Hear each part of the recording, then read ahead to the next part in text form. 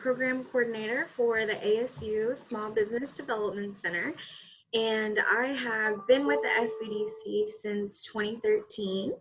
I actually started as a student, and they just could not get rid of me. I am Dr. Flor Leos Madero, Associate Professor of Communication at Angelo State University.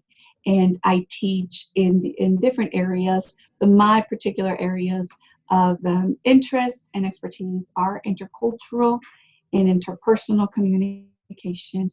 And I do research on human sex trafficking.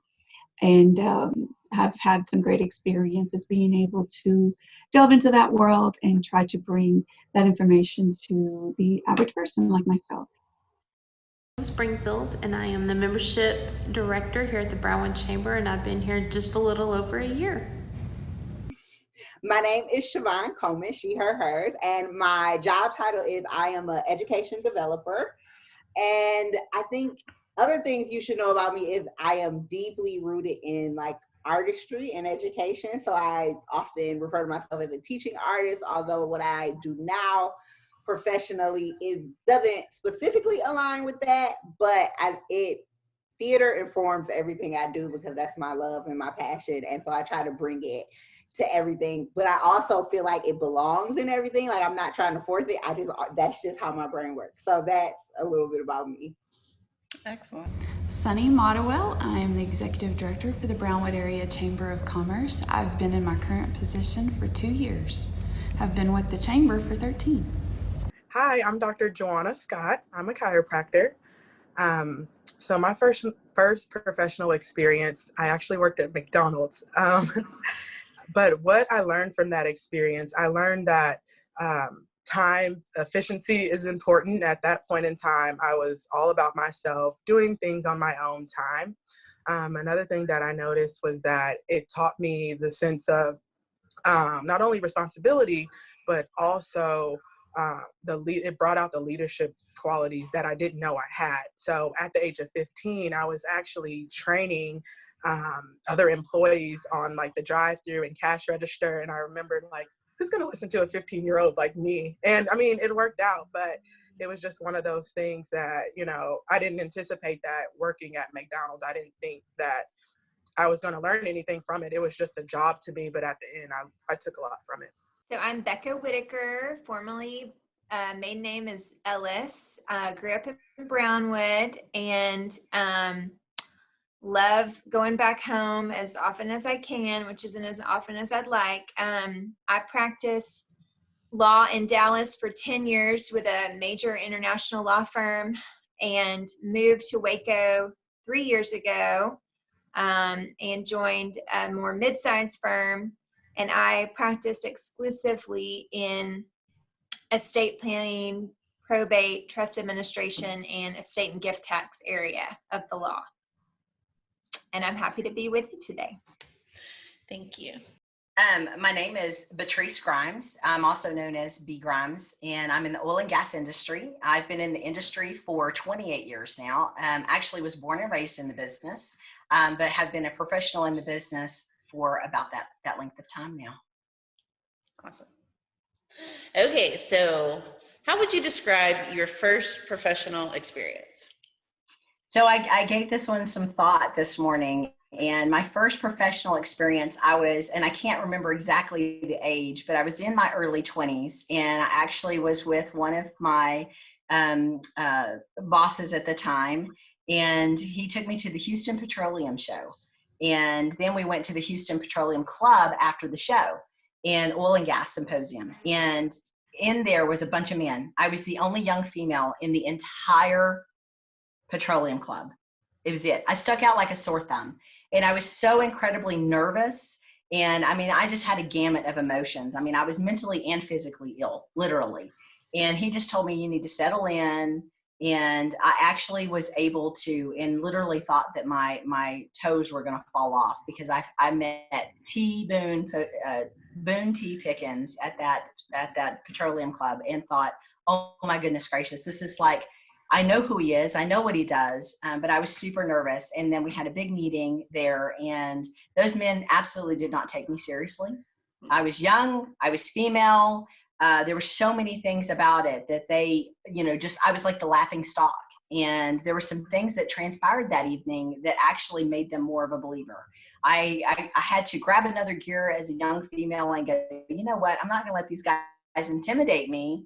And so I just got this overwhelming empowerment drive, this strong will that I'm going to show you. And it ended up being a very great evening.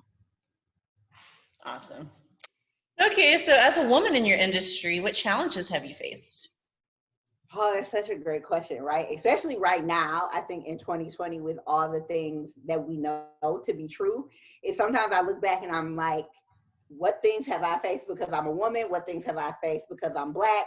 What things have I faced because my hair is kinky? What things have I faced, right? Because whatever, body size, like I've gone up and down. So what things are true because I am fat? What things are true, right? And I just prefer fat. Some people might question that term, but for me, I prefer that. But yeah, so I think there's a lot of, right, we talk about intersectionality, right? There's a lot of things that intersect my identities that bring much to the table. And I don't know, it's hard to tell when people are judging you or what things impact you based off of what things. So I navigate this world knowing some things to be true about myself. I know that I'm a woman. I know that I'm loud, which society does not like, but I'm a theater person through and through. I was already loud already, and then I did years and years of theater training where they say, be loud. What if your microphone goes out? Or in some cases, in a lot of cases, we didn't have microphones, right? And so these things are true about me. I'm a Black woman. I'm a woman. I'm Black. I'm loud. Like I said, again, my weight and size is fluid. I am fat to medium fat to, I joke, medium fat, skinny fat, fat is how I describe myself. And so I know that these things are perceived and I know that they impact me. And I also try not to figure out what or why people perceive me in the way they perceive me based off of that. I don't know if that's very clear, right?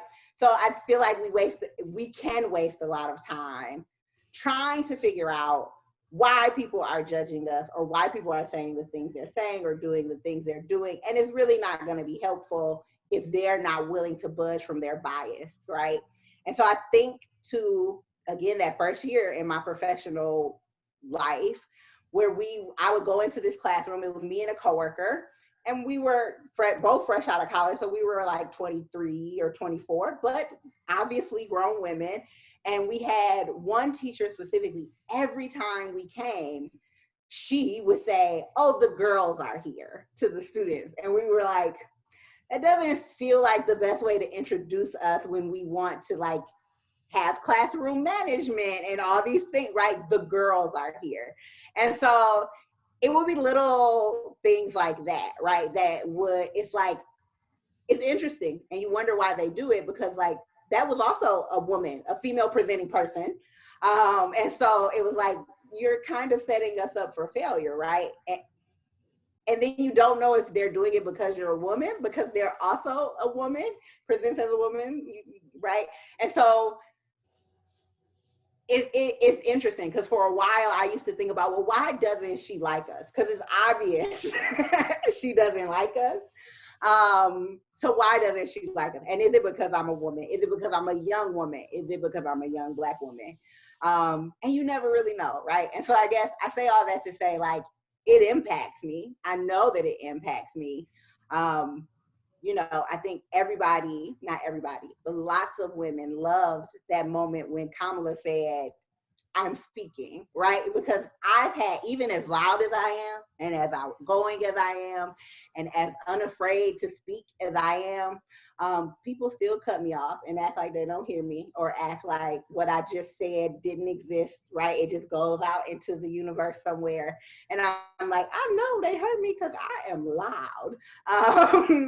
So I'd say overall, I don't think I've faced many true challenges as a woman in our industry, at least compared to women in generations who've gone before me. When I started law school in 2004, the ratio of men to women students was about 50-50. which was for the first time ever nationally. And if you compare that to when my mom was a law student, she was only a handful. There were only a handful of women at that time. So, however, many of the leadership positions were still male dominated. And when I was a third year law student, I was elected editor-in-chief of the Law Review. And I remember my law school dean telling me that I was making history because I was the second woman ever to be elected in that role for our school. And while I didn't seem to think I was making history, it must have been the case because he reviewed the records. But in some ways I was, even in the mid 2000s. Once I started working for my first law firm, which was Haynes and Boone at the Dallas office, it's an international firm with close to 600 attorneys, so it's huge. And there were a good number of women attorneys at our Dallas office. So I know many of them broke barriers before our generation arrived. During my 10 years there, we had a women's attorney group that met regularly to advocate for each other and support each other and encourage each other. So I felt like I didn't have as many challenges as others had faced. However, I do remember just some small instances where that stuck with me that were challenging in the sense of it related to I think more as my role as a woman. I remember being asked by another attorney to go get coffee for a meeting rather than chatting with the clients before the meeting started. I remember my supervisor commenting on my wild nail color, which was, a trendy shade of a Tiffany blue at the time, and kind of rolling his eyes.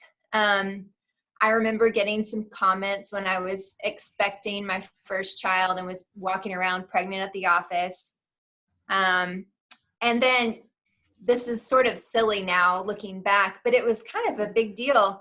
Our benefits department for mothers who had babies and were nursing, they made a large red stop sign for us to put on our office doors when we were pumping. And I mean, oh my goodness, is there a less obvious way to declare to the workplace what you are doing in that room at that time? So these are very small and very benign in the grand scheme of things. But even today, there are some instances of just things that may be challenging for women, even in major law firms like that. Challenges in this industry have been, for me, is I'm involved and I'm active, not just in my field, but in the university itself and state boards and things like that. And a lot of times being the only female at the table and being sometimes not just the only female of color, but the only person of color at the table. I won't say it was intimidating. I'm grateful that I have a certain confidence because of the way that I was brought up and because of experiences that have helped me to gain that confidence. But it's still a challenge to sit at the table with majority men, majority white men. And I feel like for the most part, I have been treated well. But I also think that as women, we need to do our part. When we come to the table, you bring your A game. You're not playing mommy cards. You're not playing race cards. You're not playing gender cards. You are playing the game and you have to play it like the best of them, right? So I think it is our role, it is our duty to be well-read and well-informed and have our best communication skills ready so that when it's our turn to talk, we come across with confidence, not with qualifiers like, oh, well, maybe this is a dumb question, but I'm going to ask it anyways. No, ask your question, and give your opinion and make no apologies for it, because it should be a well-researched opinion. Yes, Right. definitely. So, yeah, it's been a challenge. I think I've been well received for the most part, and when I haven't, I make it known that I see you're not receiving me well, and we'll take care of it in a kind, professional way. Yes. I love that answer. Helped me tremendously. In school, there wasn't a lot of female adjusting instructors. A lot of the instructors were male. And one of the things that I noticed with adjusting this area particularly, there's different techniques that you can do, but I'm really cautious of my upper body area. And, you know, you don't want that in the patient's face, or, you know, there's certain adjustments where it's kind of on the patient and it would make me really uncomfortable. And I would have to find myself working with women chiropractors to get help on, you know, better ways that I could do this adjustment where I'm comfortable, but I'm also confident, because if my body is on the patient, 9 times out of 10, I'm not going to be confident at delivering that adjustment. So, yeah. That's a whole nother thing. I never thought about that being a Yeah. challenge that you would have to face, but I can see it. I have women who have definitely helped me along the way. I could literally name them. When I was down and out in this career, I have had several big names. I've met them in life, and we went to a continuing education course. It was a Texas wine tour. It was fantastic. And these women are so full of life and just so encouraging. It was like a team of dental hygienists lifting this little one up. I cried, you know, wine was involved. So of course I shed some tears. So yeah, they did that, and it was fantastic. I felt so uplifted and so helped. It was just fantastic. I had them reach out to me, send me text messages and phone calls, and what can I do? How can I help you? And just poured life into my little lifeless body. And I mean, that was fantastic. Again, I can't say enough to those women, and they inspire me every day I see them, literally. Outside of the professional world, I've had others, you know, send me Facebook messages about how I inspire them. And I'm like, what? I'm just living life. And that, you know, it strokes your ego, but it also says, oh, I must be doing something right here. And I'm so glad that I helped you. Hindrance. So I work in office, or I have worked in offices that are mainly women. Women are assistants, women are hygienists. Again, the male was always the doctor, who never really got involved in any of that stuff. And it gets catty. It gets really catty. So yeah, I've had some try to break me or tear me down or try to get me to quit, or, you know, just not very nice people. And I'm like, what? I don't understand it. I know people that are like this even. They just are just so sad and mean, and all they do is gossip and, you know, all the things and they're in the same spot.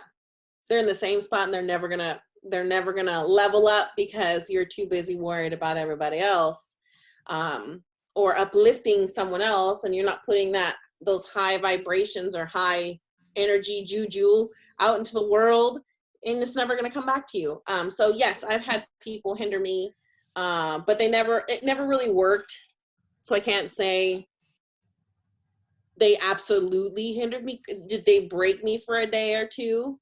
Yeah, I've gotten in my car. In fact, this week was one of the days where I got in my car and freaking cried. You know what I'm saying?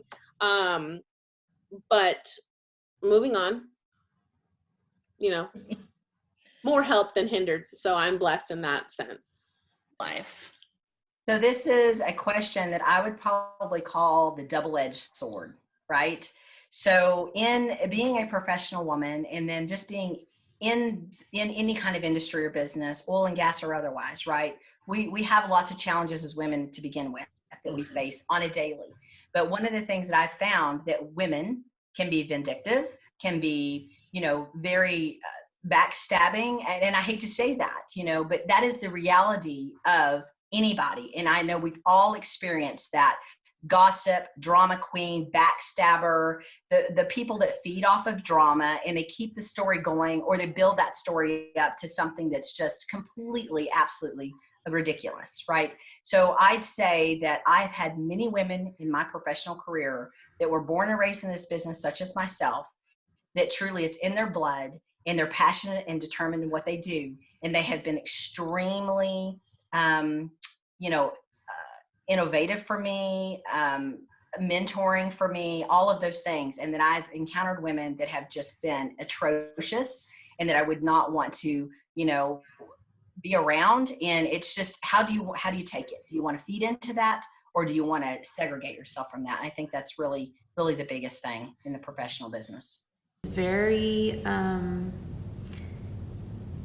it was difficult because it was a constant, I want to be on top type mentality, and it was step on someone or get stepped on. And that was difficult because that's not my personality. That's not my, I have trouble with that. But then coming to another job where you work with all females and it is all, everybody works together. You are there to lean on one another. You help one another. If one can't do something, the other one picks up and helps. I mean, we are a team and we have each other's backs. So it's a huge difference. I'm another woman. Oh, this is such a good question. I'm sure there's lots of nuggets tucked away in the back of my brain that I call on. But just recently I heard a woman say, don't be the only one to clean the boardroom table. And I don't know why. That's kind of, it's very specific, but it really stuck in my mind. And I think that leads to, what we're talking about as women in the workplace and some of the challenges that we have. Like, when we have a conference meeting or a staff meeting, or we have special guests come in, whatever it may be, I think when I really started to transition myself into more of a leadership role, some of those things naturally happened. I stopped being the person that was always cleaning up after the team, and we started sharing those duties rather than me being that person. And so it's kind of a literal quote for a broader definition of don't maybe always rely on those stereotypes of being the woman in the office. Yeah, it's a big one. I like that one. Yeah. Okay. Haters are everywhere. Yes, they are. But who inspires you the most? So the most inspiration is my family, my faith, right? And those are my biggest inspirations. But at the end of the day, my father has been a huge inspiration for me in teaching me the business. And then my adopted family, the Vaughns, also taught me the business, right? And so kind of scooped me up after my father passed, and then, taught me more about the business, and it was just amazing. And so I have many mentors, so I can't just pinpoint one, but I would say my family is the most, right? And my daughter and my father. I mean, they just inspire me. And I think about him often. I have a picture of him in here in my office, and I'll look up and think, Dad, what would you do, in this situation? And I get my answer. I always get my answer. I'm really inspired by fighters, people, men, women, children, who are fighting for something that they believe in, whether it be circumstances put on them. I just get moved by that. But I also get inspired by people who have a dream, and even if it's daring, and even if it's something others would think it's crazy and they go for it, I am inspired, and I am jealous in that good way. And it just makes me want to say, yes, I want to do that too. So That's where I get inspiration from. And the beauty is that those people are all over. If we just stop and pause, those people are all over. So we just gotta look for them. You the most? I'm gonna say my mom. My mom had me at a really, really young age. And so when I was growing up, I would always be afraid to tell people how old she was just because, I didn't want anyone to know. But now as I've gotten older, she really does inspire me because she had me at a very young age. She graduated, she continued to work, she pursued college, attained a degree, and not a lot of times does that happen with a teenage mom. Not only that, she instilled in me the importance of not being another statistic and having a child at a younger age. A lot of times we see that once that ball rolls, it just continues to roll, and it's like a cycle of just teenage pregnancies. And we broke that cycle. And so she just inspires me with everything that she do, her drive and just her ability to just never give up. I love it. I would have to say one of my best friends. She is a workhorse. She never gives up. She has multiple things going constantly. And this last year has proven to be one of her most difficult years with her family life, and seeing how she has had to be there for her spouse, be there for her children, being pulled in 14 different directions. She's top in my book. And if she can do that, anybody can do anything. Between my mom and my daughter, I think they definitely are the reason I keep going. Say, the women I mentioned earlier, and my babies. Definitely my babies. My first one was my little rock, in a time I didn't think I was gonna pull out of, but boy, did I pull out of it. I shot out of it like a rocket because of that little one. And my youngest, she inspires me to be very patient. Who inspires me the most? One of the first people that come to mind would be my sister-in-law.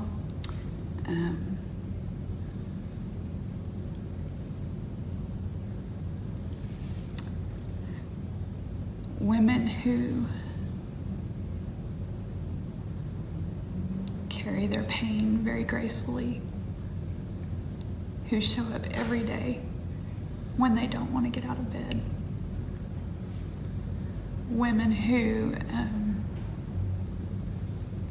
work their hardest to inspire other women and to be a role model and a way maker.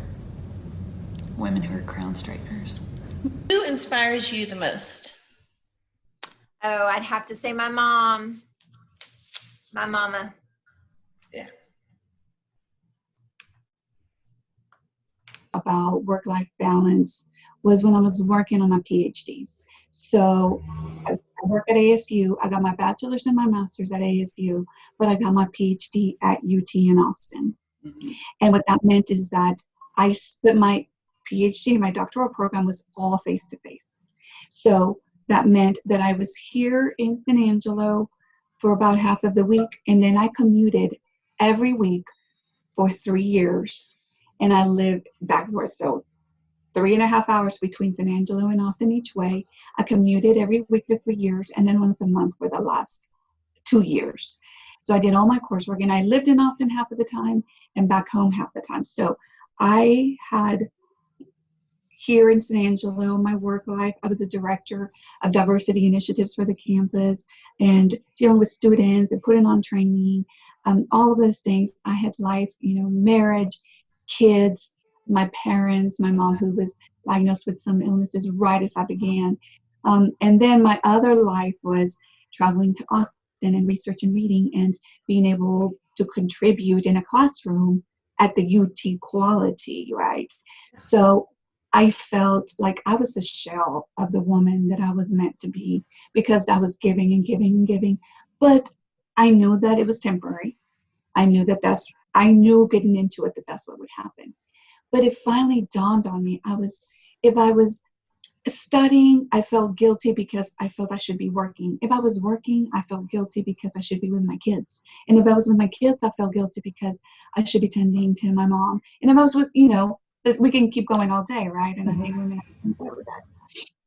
So I finally realized, and I was trying to do the balance, right? Let's balance it. And then it just dawned on me that balance is not 50-50.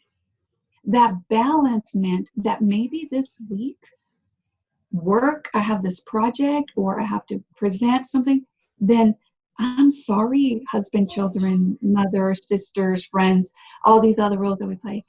You're going to be number 2 and number 3 right now because this is number 1. And that maybe that meant that I gave more to work that week. And maybe the following week, because I had a school project, I gave 60% of my time there.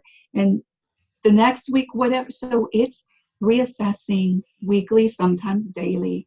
What hat you need to wear for how long, and giving yourself permission to be okay with that, and giving yourself the forgiveness that we often give others and don't give ourselves, to be okay with playing this role right now, and then I'm just going to catch you later. That's what we're going to do. But that's what I learned balance is. It's not 50-50. It's tending what needs to be dealt with now and giving it your all, and knowing that you're going to get back to the other. And that it liberated me, I will say. It gave me the sense of freedom that I needed to be able to do what needed to be done. Well, I'm borrowing this from scripture, but it's truth worth sharing. And that is from Proverbs 4:23, above all else, guard your heart, for it is the wellspring of life. And what you feed your soul matters. What you feed your flesh matters, because what you feed grows. So feed yourself well and guard your heart. This pearl of wisdom isn't terribly profound, but there is no such thing in this earthly realm as perfection. It doesn't exist. We can strive for it. We are wasting our time. Precious time. I would say stop trying to be perfect and be the best version of yourself that you can be.